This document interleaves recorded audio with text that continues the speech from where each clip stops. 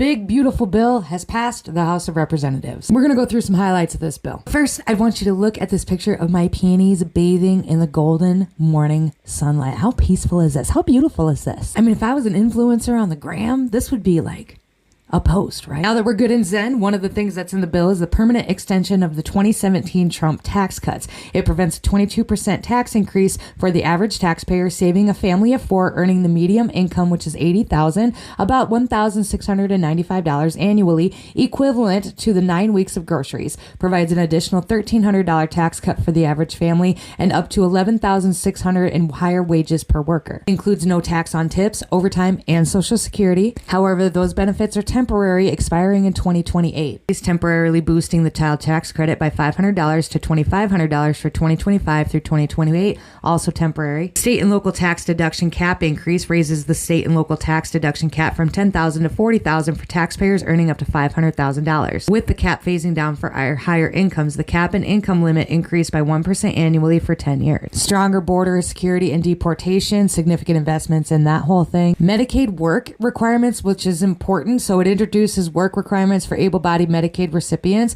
accelerated to start by the end of 2026, and removes benefits for approximately 1.4 million undocumented immigrants to reduce waste. Spending cuts and deficit concerns aims to cut $1.5 to $1.6 trillion in federal spending, including Medicaid work requirements and repealing the Inflation Reduction Act, clean energy tax credits. However, the bill is projected to increase the federal deficit by 2.3 million to 4.1 trillion over a decade due to front-loaded tax cuts, back-loaded spending reduction. That one's important because that one's also part of a lot of the criticism that you're seeing specifically from Thomas Massie and Rand Paul. Standard deduction increase and an estate tax exemption, which permanently increases the estate and gift tax exemption to an inflation index of 15 million starting in 2026. Business support makes Section 199A pass-through deduction permanent, increasing it from 20% to 23%, benefiting 26 million small businesses by preventing a 43.4% top tax rate. It has now gone on to the Senate, where the Senate is expected to make a ton of revisions. Some of the cons from the bill are this. We kind of talked about this a little bit ago. And Thomas Massie, this is kind of their big concern, is that it's adding to the deficit. Criticism is that it disproportionate benefits for the wealthy. Basically, the tax cuts are for the wealthy and the corporations and the businesses. The thing about that is they were going to be getting tax cuts so that they would bring their companies back to the United States so that people in the United States could get jobs, which is something I'm fully aware of, at least here on TikTok,